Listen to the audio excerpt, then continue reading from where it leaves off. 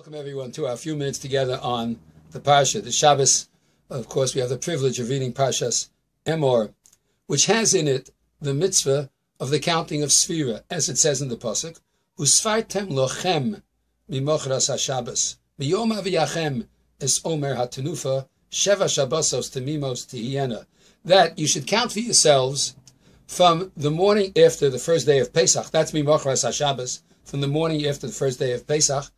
And when you bring the Omer Atanufa, the barley offering, you count 7 weeks, 49 days, and on the 50th day, of course, is Shavuos. One of the reasons we don't say Shehechiyanu on this mitzvah, that only comes Mizman Lizman, according to the Rashba, is that because today, according to most poskim, the counting of the Sfira is a mitzvah d'Rabbanan. We don't, after all, bring the Karban HaOmer.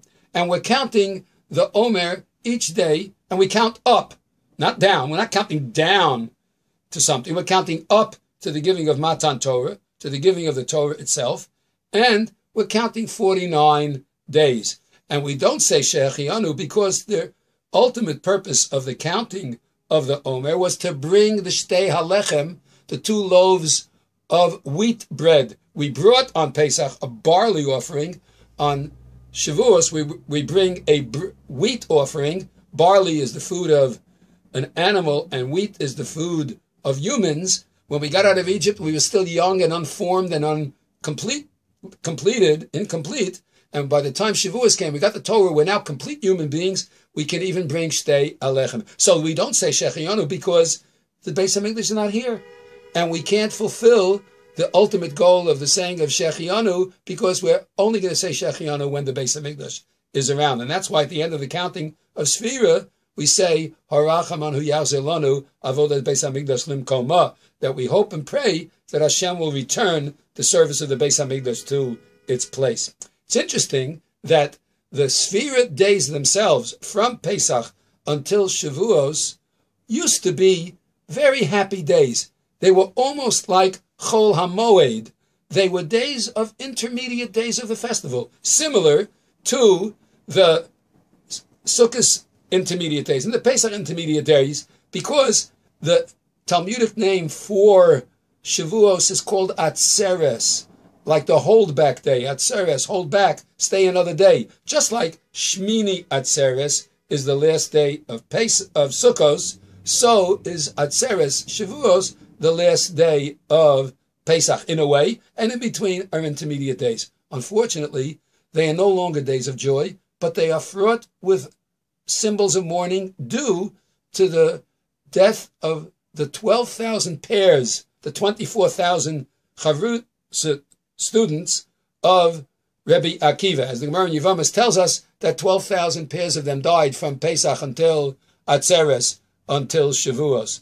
And the only time that they stopped dying was, in fact, on Lag BaOmer. So even though all the other days from Pesach until Shavuos, whether you're only 33 days, whether you count the first minute or the second minute, that's irrelevant. But mostly they were days of mourning, except for Lag BaOmer. An interesting question could be asked. I understand that it's something to be happy that the students of Rebbe Akiva stopped dying. But after all, they did die throughout the period of time, somewhere between Pesach and Shavuos, at least for 33 days.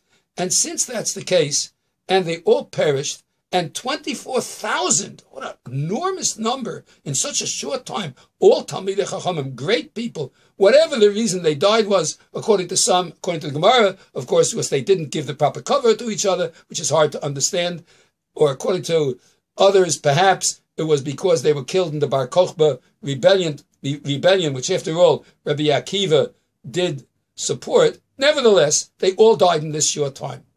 So why is Lag BaOmer such a day of rejoicing? You make weddings, you play music, you jump, you dance, you sing, when after all they did was stop dying. Why make such a tremendous simcha out of the day? It should be a day, oh, thank God, they're not dying, at least that. Oh, we have to collect our thoughts, we have to do tshuva, we have to find a way. What's this tremendous simcha all of a sudden on this one day Lag BaOmer.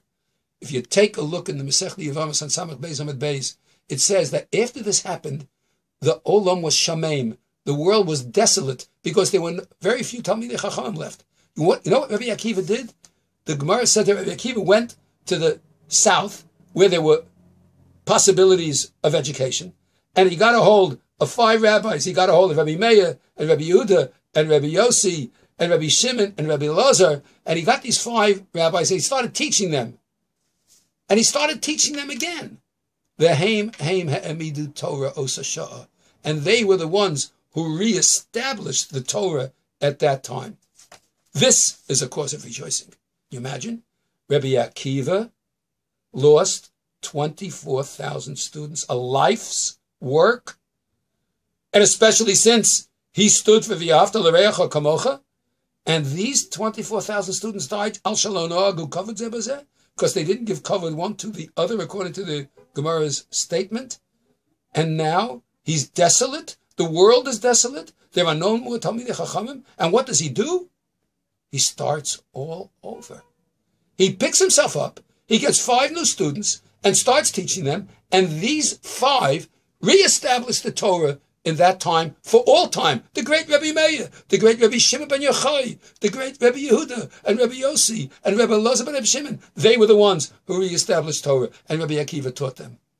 It's a time of rejoicing. You know why? We Jews do not give up. When we have desolation, we pick ourselves up and we start all over again. And it's not just, God forbid, desolation. Even the difficulties in life that we face.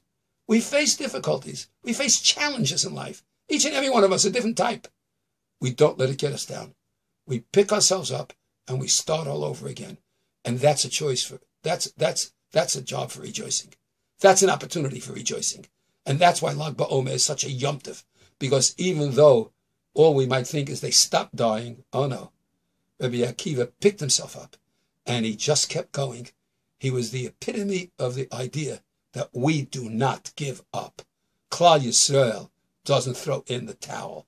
And no matter how many difficulties we face, and we do, individually and collectively, we're never going to give up. Because we count up to Shavuos. And we never gave up counting, even though today we can't bring the Korban HaOmer. And we hope and pray that the day is going to come when Hashem is going to return the Beis HaMikdash to its place, and we will be able to say Shechianu on the mitzvah of counting. Sfiras HaOmer. We don't give up. Have a great Shabbos.